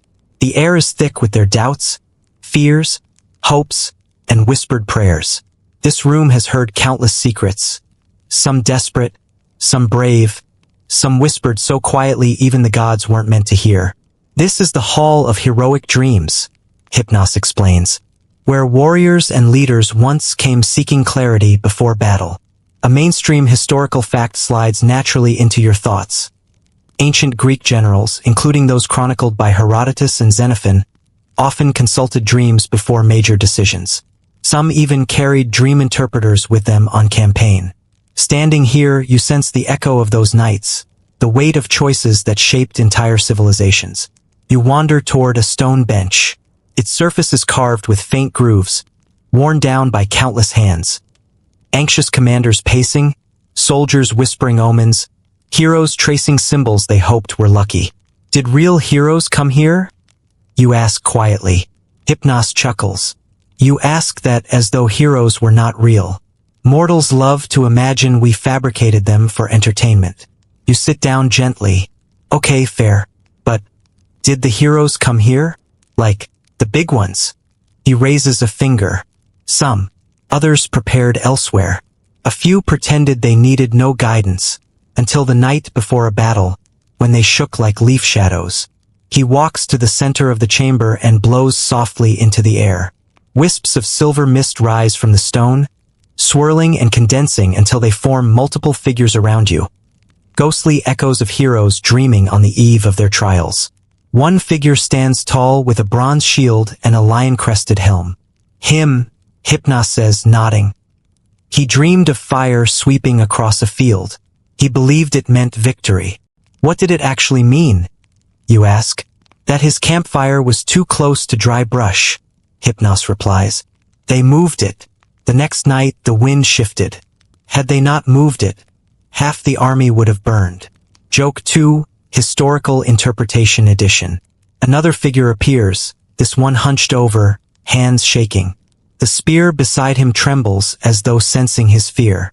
He dreamed of waves crashing over him, Hypnos says. He thought it meant he would drown in battle. And, you ask. Hypnos flicks his wing, causing the scene to shift. You see the same warrior rescuing another soldier during a river crossing the next day. Just a warning that he'd need to be at the river early, Hypnos says. Dreams rarely say what mortals think they say. You walk deeper into the chamber. More dream echoes flicker into sight. A warrior sharpening a sword that glows unnaturally bright. A queen pointing toward a dark horizon. A young hoplite gripping a trembling spear while shadows loom behind him. A commander pacing the floor, sweat beading on his brow despite the cool night. These dreams, Hypnos explains, came to those who felt the weight of leadership. Mortals assume heroes charge into danger without fear. But fear is what sharpens them. You look at him gently. Do heroes dream differently from everyone else? He considers this. They dream louder. The greater the stakes, the more vivid the dream. And the more they listen, the better they choose. A fringe scholarly tidbit pops up. Some historians argue that dream accounts in ancient texts were political tools added later, not actual divine messages. Others believe they were psychological reflections woven truthfully into narratives. Hypnos shrugs lightly. Mortals argue because they wish to own the meaning of dreams. But dreams belong to the one who sleeps. He gestures again, and suddenly the chamber darkens. A single figure materializes in vivid detail. A hero, kneeling, hands clasped, face buried in them. His armor is heavy, dented, worn. His voice shakes with exhaustion as he whispers into the darkness. I cannot face them. I am not ready. Hypnos steps beside the dream echo, his expression softening. This one, he says quietly, asked not for victory, but for courage. The hero lifts his face. Fear and hope war in his eyes. And did you give it to him? You ask. Hypnos smiles sadly. No, courage cannot be given. But I gave him rest. He touches the hero's forehead. The echo exhales. Shoulders relax. The armor seems lighter. Rest helped him find courage within himself. You swallow, realizing the truth of it. No one stands strong without first laying down their burden. Hypnos turns to you. Now watch this. He waves his hand gently. The hero dissolves, replaced by another. This one is younger, barely more than a boy. His dream is chaotic, filled with swirling shadows and indistinct threats. What's happening to him? You ask. He dreams of failure he has not yet experienced, Hypnos says. Fear of the unknown shapes nightmares more than danger ever does. The shadows around the youth grow until one reaches forward. Yet before it touches him, the dream shifts. A torch appears in his hand. The shadows retreat. He found his symbol, Hypnos says. Every hero has one. He brushes the air again, and the dream dissolves. So dreams help heroes interpret what they already fear. You murmur. And what they already know, Hypnos adds. Dreams illuminate the path forged by waking choices. The chamber grows quiet again. You feel a shift, subtle but undeniable, as though you are being nudged toward the next threshold. Hypnos looks at you with gentle resolve. You have walked among dreamers, he says. Now you must walk where fear becomes architecture. You blink. Architecture. He steps toward a dark, spiraling passage, lit only by faint ripples of shifting shadows. Yes, you are entering the labyrinth of nightmares. There you will see the structures your mind, and every mortal mind builds from fear. A cold ripple flows across your spine. The labyrinth awaits. The spiraling passage narrows as you follow Hypnos into a deeper, darker stretch of his domain. Unlike the glen of nightmares, wild, instinctive, twitching at the edges of fear, this place feels constructed, purposeful, as if someone took the raw material of dread and carefully folded it into walls, floors, and ceilings. The labyrinth. Hypnos murmurs, voice low enough to be mistaken for your own thought. Not a labyrinth. The labyrinth, shaped from the collective fears of mortals since memory began. You blink at him. So, this is like a fear storage facility? He tilts his head. In a poetic sense, yes. Joke one accepted with a divine eyebrow lift. The passage opens abruptly into a vast chamber, and your breath catches. You stand at the entrance of an impossible maze. Its walls ripple like liquid shadow one moment and harden into jagged stone the next. Corridors twist, spiral, and fold back onto themselves in patterns that make your brain itch just looking at them.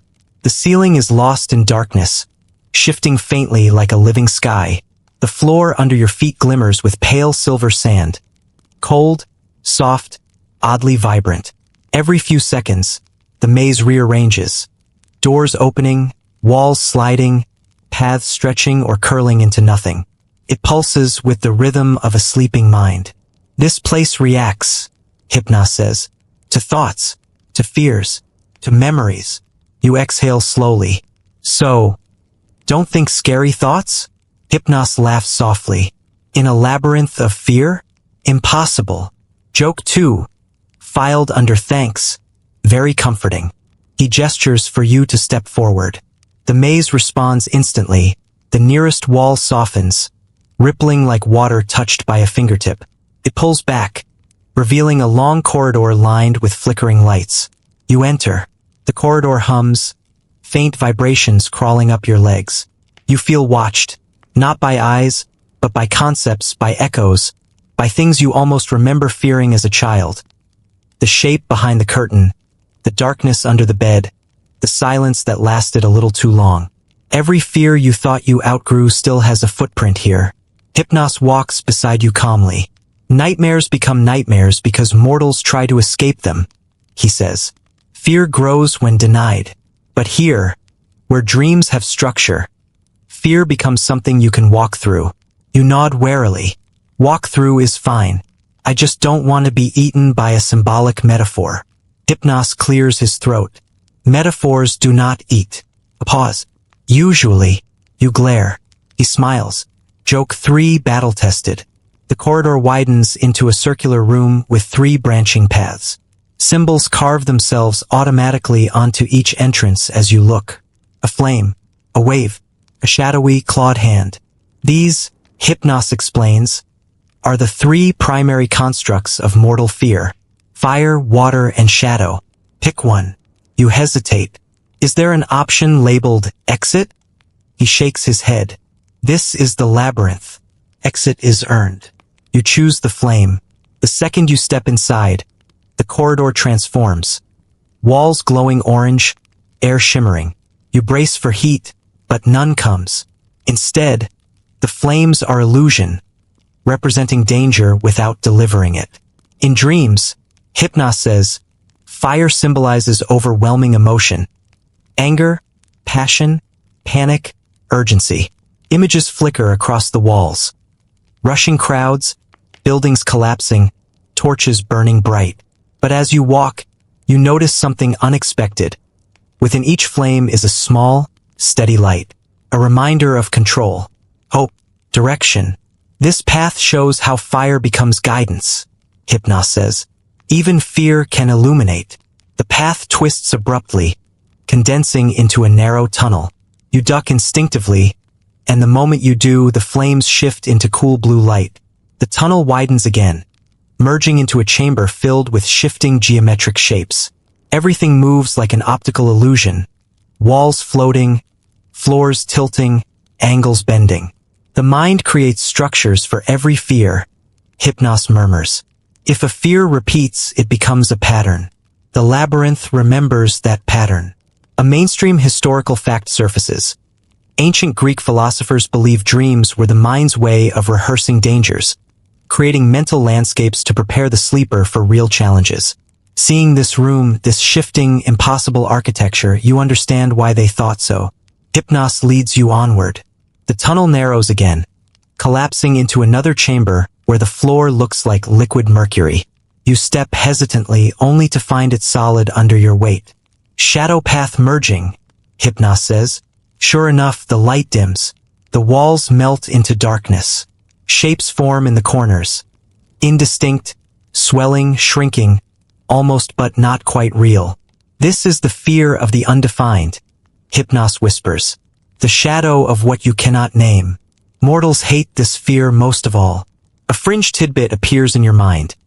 Many ancient Greeks believed nightmares came when spirits of the dead attempted communication but lacked clarity, leading to confusion and terror.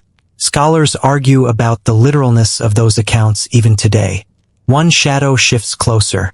Its form tries to stabilize, first a wolf, then a man, then something in between. It reaches toward you. Hypnos stops it with a flick of his wing. Not for them, he says firmly. The shadow collapses into mist and retreats. You swallow, trying to steady your heartbeat. Is this place alive? In a way, Hypnos answers. It responds to the collective consciousness of mortals. You are walking through centuries of human instinct. You walk onward. Eventually the maze shifts again, walls rising high and narrowing into a spiral tower of dark stone. As you climb, each step echoes differently, sometimes hollow, sometimes clipped, sometimes resonant. At the top, you emerge onto a platform overlooking the entire labyrinth. It stretches endlessly, a maze breathing like a creature in sleep. Corridors twist and realign. Chambers bloom like flowers, then fold back into the structure. This, Hypnos says, gesturing slowly, is fear when it is organized, structured, understood. The labyrinth shows mortals that fear does not chase them. It guides them. You stare at him. That feels overly optimistic for a place full of nightmare residue. He smiles softly. Fear saves far more lives than it destroys. Even heroes rely on it. You saw that in the last hall. You breathe out slowly, absorbing the truth of it. Hypnos extends a hand toward the edge of the platform. The labyrinth below begins to collapse. Not destructively, but gently, like a tapestry being folded. Pathways dissolve into shimmering mist. Walls flatten and fade. The entire structure shrinks until nothing remains but a single winding path. Your path. The path ahead glows faintly, illuminated by soft dreamlight. Follow it, Hypnos says. You have walked through fear's foundations. Now you will see how love, yes, even love, entangles itself in dreams. Your eyebrows lift. Love in dreams. Hypnos sighs dramatically. Mortals are devastatingly predictable. The path descends, opening into a warm, dim corridor filled with drifting petals. You step forward. Now, Hypnos says, you enter the realm of love stories woven in sleep. The corridor of drifting petals feels so unexpectedly tender after the labyrinth that you pause, unsure whether your senses are finally calming or being lulled into yet another illusion. The petals float as if suspended in warm breath, their colors shifting between soft pink, moonlit silver, and dusky lavender. They give off a faint scent, jasmine, honey, and something bittersweet you can't quite name. Hypnos inhales deeply, his wings fluttering with visible fondness. Love, he says with a small, knowing smile, is the most persistent dream of all. Mortals fear shadows, but they chase affection with stunning determination. You snort. So you're saying we're emotionally reckless? Reckless? he echoes thoughtfully, and adorably predictable. Joke 1, successfully tugging the thread of divine teasing. The petals swirl faster as you walk deeper, revealing an archway draped in shimmering veils of light. Beyond it lies a broad chamber, glowing in warm tones reminiscent of candlelit evenings and fading sunsets. You can't pinpoint where the walls end. The entire space seems to curve gently inward like a cocoon. Dominating the center is a long reflecting pool. Not with water, at least not ordinary water. The surface glimmers like liquid starlight, shifting into colors whenever you exhale. Hypnos gestures for you to approach. This, he murmurs, is the pool of affectionate visions. Mortals have dipped into it for centuries, unknowingly. Whenever they've dreamed of longing, reunion, heartbreak, or hope, a mainstream historical fact surfaces. Ancient Greek literature is full of love dreams, visions of lovers separated by war, of gods visiting mortals in disguises, of prophetic unions revealed during sleep. Dreams of Eros, of Aphrodite, of divine or fated romance often shaped both personal and political decisions. The myths wove love and destiny so tightly together that the boundary blurred. Hypnos waves a hand across the pool, and the liquid light ripples outward, forming images on its surface. A young shepherd dreaming of embracing a woman he's never met, feeling her warmth as clearly as sunlight. A queen dreaming of her absent husband, the sound of his voice so vivid she wakes with tears drying on her cheeks. Two star-crossed lovers dreaming of the same meadow on the same night, choosing, unknowingly, to meet there at dawn. These are common, Hypnos says softly, dreams where longing stitches itself into symbols. The pool dims. New images swirl forward. A woman wrapped in mist, visited by a god whose footsteps leave flowers blooming in the air. His face is obscured, but his touch is gentle, reverent. This, Hypnos explains, is a dream attributed to Eros himself. Mortals believed love visions carried divine encouragement, or divine warning. You tilt your head. Warning, Hypnos nods. Love can mislead as easily as it heals. Sometimes, dreams protect mortals from attachments that would break them. Other times, dreams push them toward connections they would otherwise fear. A shadow sweeps across the pool, then softens into a familiar shape. A man and a woman hold hands across a river, unable to cross. The river glows with moonlight. That one, Hypnos says, is an old tale, lovers separated by fate. Mortals dreamed such visions during travel, war, distance, or doubt. A fringe tidbit surfaces. In some traditions, dream interpreters had entire sections devoted to romance. A kiss in a dream meant reconciliation. A rose symbolized hope. A locked door suggested emotional barriers. Historians still debate how much ancient people relied on such dream symbol manuals versus personal intuition. Hypnos makes the pool shimmer again. More scenes appear. A warrior dreaming of a woman he will not meet for another decade. A widow dreaming of her husband's voice, telling her to remarry and find joy again. A pair of lovers dreaming simultaneously of the same storm, as if the universe gently nudged their paths back into alignment. You exhale. These feel true. They are true, Hypnos replies. Even when symbolic, he steps closer, lowering his voice like a secret. Many mortals dream of the same person repeatedly, even if they cannot name them. A face without features, presence without identity. That is the mind weaving longing into possibility.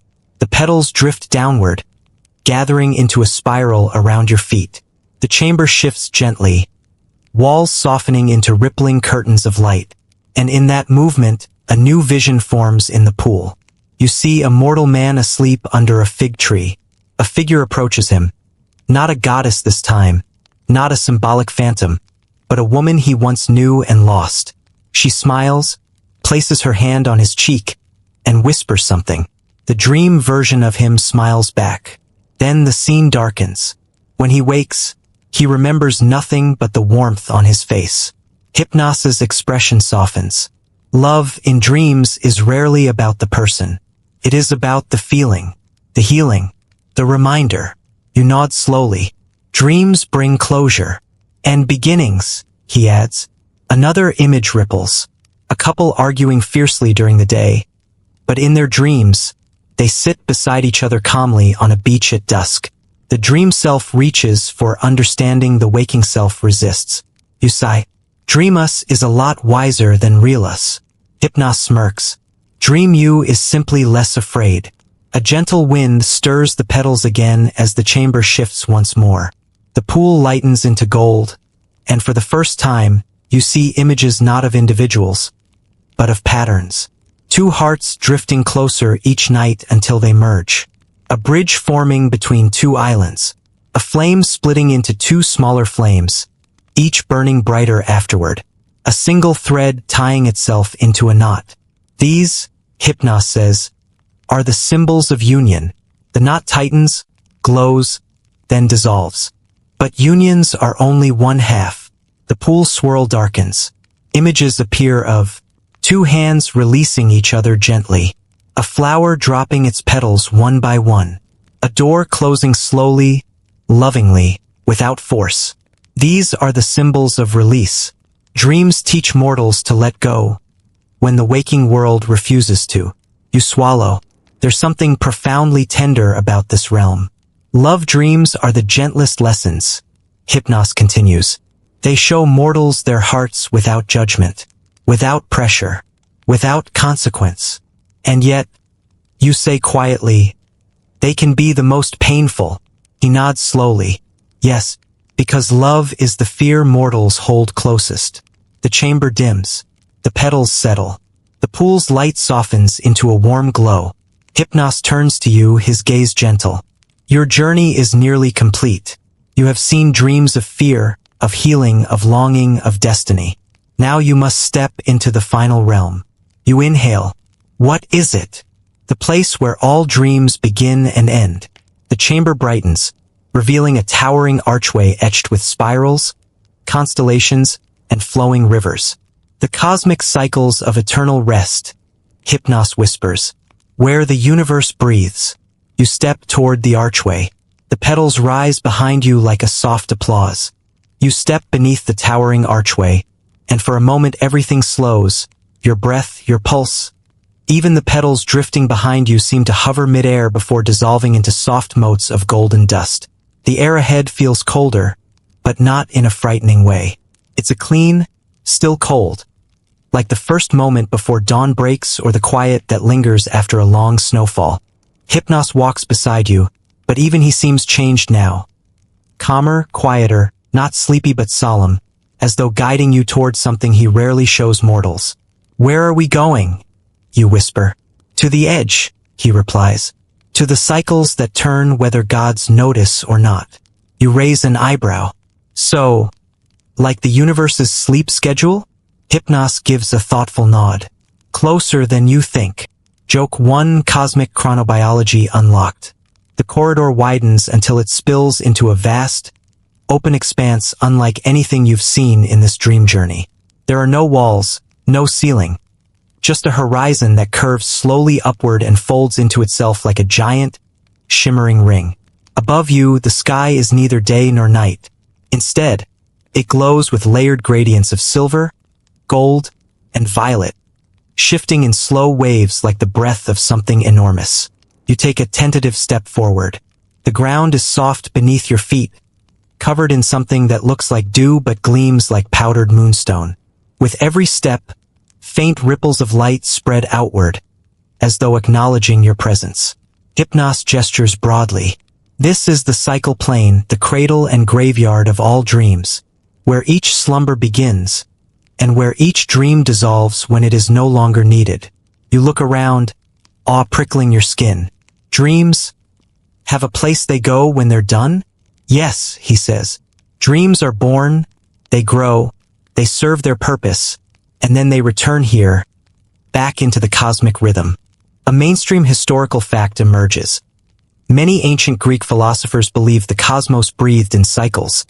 Day and night, life and death, creation and destruction, each reflecting a deeper universal order. Some even argued that sleep was humanity's daily participation in those cosmic tides. Standing here, that concept feels less like philosophy and more like literal geography. As you walk deeper into the shimmering landscape, shapes begin to emerge from the horizon. Enormous spirals rotating slowly, like galaxies made of sand and light. Some spin inward, some outward. Some glow brightly, others dim gently, ready to fade. These spirals, Hypnos explains, represent dream cycles. A spiral growing outward reflects dreams that expand the mind, visions of ambition, curiosity, creativity. A spiral folding inward belongs to dreams of closure, helps mortals release what no longer serves them. You watch one spiral collapse softly into dust. Another expands, shimmering. Hypnos taps the air beside him, and a small spiral floats down like a falling leaf. It hovers before you, glowing softly. This one, he says, is a new dream, born a moment ago in the mind of a sleeping child. It will grow tonight, change shape, dissolve by morning. The spiral pulses gently, then lifts upward again, joining the currents overhead. You smile. So this place is like the universe's dream workshop? Hypnos stares at you for a beat. Mortals have an incredible talent for reducing cosmic truths into charming metaphors. Joke 2. Deeply affectionate existential roast. You continue walking, and the landscape shifts again, now revealing enormous flowing rivers made entirely of starlight. They drift through the plain like wide, glittering serpents. Their current flows in strange loops, sometimes backward, sometimes in circles, sometimes branching into tributaries that dissolve mid-air. These, Hypnos says, are the streams of slumber. They carry mortals into rest and back out again. The closest river drifts beside you, humming faintly. When you touch it, images flicker across its surface. A newborn falling asleep in a parent's arms. A weary soldier collapsing into restorative slumber. A poet drifting into that creative half-dream state where ideas arrive like gifts. An elder easing into sleep before dawn. All these, Hypnos murmurs, are cycles. Each sleeper travels the stream thousands of times in a lifetime. The river glides upward, weaving itself into the spirals before disappearing into the luminous sky. Ahead, a darker form rises. An enormous arch sculpted from shadow and stardust, taller than mountains, pulses slowly, like a heartbeat. You step closer, breath held. This, Hypnos says, is the gate of final rest. Your blood cools, not in fear, but reverence. You mean? No, he says gently. This is not Thanatos' domain. This is deeper. This is where dreams go when mortals leave the waking world behind. Not souls, he clarifies, just the dreams they carried. You stare at the gate. Tiny motes of light drift toward it. Some bright, some dim, some shimmering with color. They pass through the arch and dissolve like mist. Are those people's dreams? You ask softly. Yes, Hypnos replies. When mortals die, their final dreams return here to rest. The cycle closes, and the universe breathes again. He steps beside you, wings lifting slightly, touched by the shimmering currents. Dreams shape mortals, but mortals shape dreams too. The cycles remain balanced only because both participate. Wind moves across the plain, slow, warm, comforting, carrying with it the faint sound of millions of whispers, not voices but remnants of meaning. The comforting hum grows and fades, like waves hitting an impossibly wide shore. You stand there for a long moment, feeling the sheer scale of it all, the gentle gravity of dreams, the weight of endings, the relief of knowing that nothing in the universe is truly lost, only transformed. Hypnos watches you with a soft smile, one absent of humor, full of quiet pride. You have walked the river, he says. You have met death's shadow, the dream spirits, the mother of night, the titan of fire, the healer, the oracle, the monsters, the heroes, the labyrinth, and the lovers. He gestures to the plain around you. This is their foundation, the unending rhythm. You exhale slowly. It's beautiful. It is necessary, he replies. Without this cycle, dreams would overwhelm mortals. Sleep would trap them. Night would devour them. Fear would break them. Love would consume them. And waking would lose meaning. Your heart beats slower, steadier, as if syncing with the pulse of the plane. Come, Hypnos whispers. One last journey remains. You turn to him. Where now? He lifts a hand, and the spirals overhead brighten. Back to yourself, to the path home, to the end of night. The shimmering dust gathers into a staircase leading upward, lit by soft golden haze. This, he says, leads you to the return from the ancient night. Your final section, your final dream. The golden staircase rises before you like a quiet invitation, each step formed from drifting motes of dreamlight that gather just long enough to hold your weight before dissolving behind you. There is no rush. Each step encourages slowness, intention, breath. Hypnos walks at your side, for once neither gliding nor drifting, but matching your movements with deliberate presence. His wings brush lightly against your arm, guiding without pushing. You've walked the full circle, he murmurs. Only one path remains, the return. You exhale softly. Does everyone come back? He gives a small, cryptic smile. Everyone who is meant to. Joke one stirs naturally on your tongue. That is not as comforting as you think it is. Hypnos chuckles. A warm, rippling sound that eases the tension threading through your shoulders. As you ascend, the world around you begins to shift, almost like rising from underwater. The spirals in the distance grow dimmer, the streams of starlight drift farther, and the gate of final rest fades behind a thin veil of mist. Soon, even the shimmering ground beneath the cycle plane dissolves entirely. Upward, upward, upward, until suddenly, you break through, not into darkness, not into waking, but into a twilight realm that looks strangely familiar. You stand on a rocky outcrop overlooking a vast dreamscape, the same valley where your journey began, yet transformed.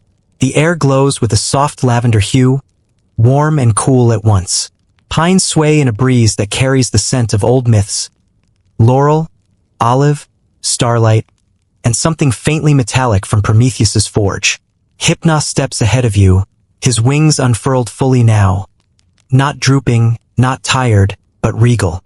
This must be his truest form, the version seen only when mortals finish the journey rather than abandon it halfway. Look, he says softly.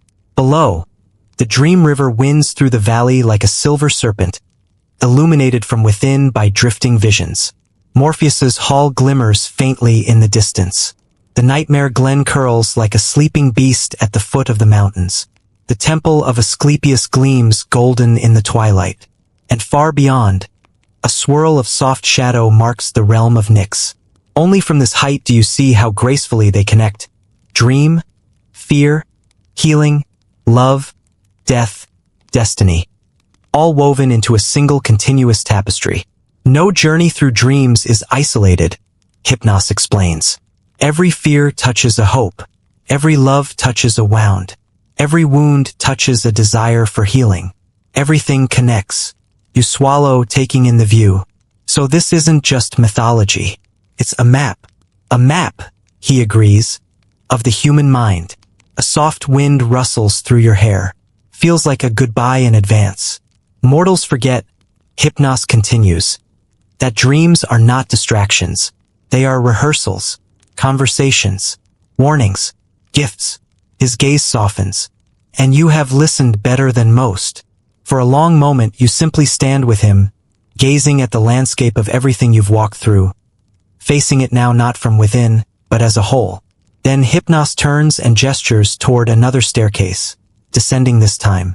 Its steps glow with warm amber, like the last rays of sunset washing across the world. This path brings you back to yourself, he says. But you will not leave unchanged.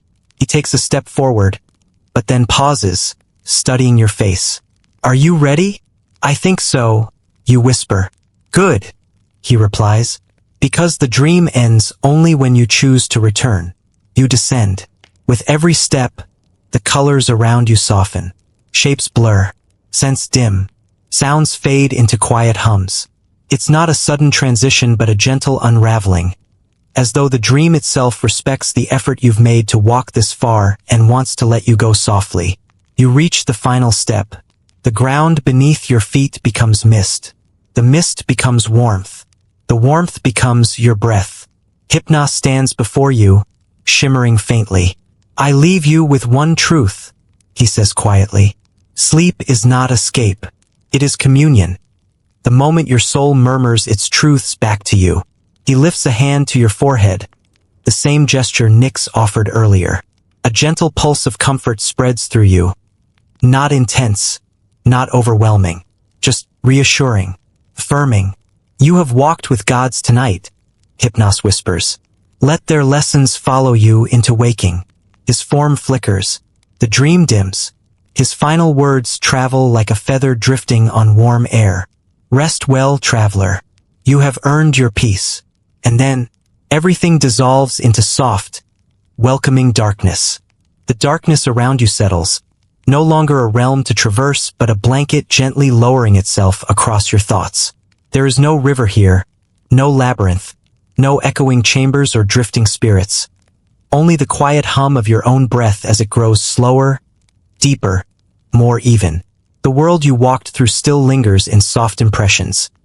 The cool glow of Nyx's presence, the comforting warmth of Asclepius's healing light, the shimmering spirals of the cosmic cycles that cradle all dreams. They blur now, blending like watercolor into a single wash of calm. You feel your body grow heavier in the best possible way, as though each limb is slowly sinking into a warm, welcoming surface. The mind loosens its grip, thoughts stretching longer, softer, like shadows at dusk. There is nothing you must remember, nothing you must hold onto tightly. Every step you took in the ancient night remains behind you, resting safely where dreams are born and where they gently fade. Allow the rhythm of your breath to lengthen, in slow and deep, out softer than before. Let yourself drift the way a feather drifts on a quiet breeze. Unhurried, unburdened. The world will keep turning. The stars will keep shining. The dreams will wait patiently for their next stroll alongside you. For now, there is only this stillness, this softness, this sense that the universe itself has dimmed its lights for you. Sleep comes not as a visitor, but as an old friend stepping beside you with steady steps and open arms. Let it in. Let it wrap around you. Let it carry you gently into rest.